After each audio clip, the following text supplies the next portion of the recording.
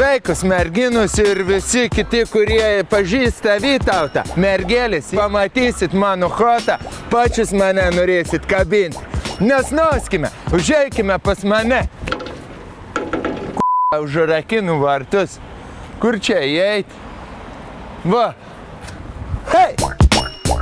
Sveiki atvykę į mano kiemą. Teletobių valanda. Prišikta viduje yra.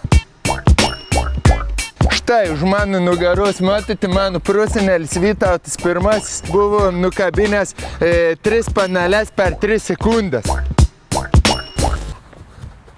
Nefilmuok dabar. O čia yra 5 ąžuolų žirgynas. Mano namuose atėjome prie mėgstamų dalykų.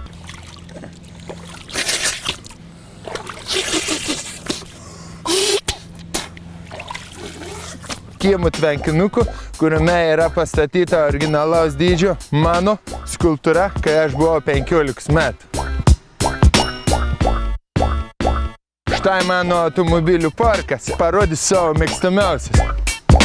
Šitoje yra V70. 70 cilindrų eina palei visą dugną. Na, o čia mano laisvalaikio automobilis, su kuriuo aš apsimetu, kad neturiu daug pinigų. Tai yra toks posakis, kad Vytautas su savo megonė nekaltybė kažkam pragonė.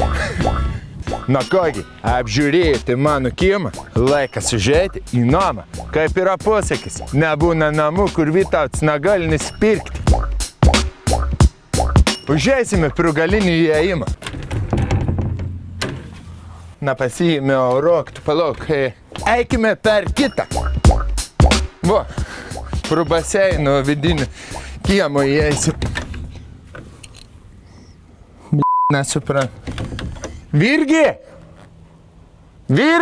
Neatidaro ukvedys, nesuprantu, kas. Mano namai, kaip ir mergina, turi ne vieną įėjimą. Užeikite į mano namus. Žinokit, negalima čia muziejus filmuoti. Tai gerai, ne muziejus yra, mano namai, prašau, neaiškinti. Darbo laikas yra, darbo valandos yra jau įsiaiškinta. Ne pirmą kartą čia ateinate. Tai tikrai nedarykite gėdą. Nieko, jeigu neatėjau, tik taip meluojate. Vyksta paroda. Vytautai. Tai gerai, o kas jums žolės pjauna aplinkui? Jeigu aš nebūčiau sudėjęs, jūs žolės išpjojus. Pačiam valyti reikės.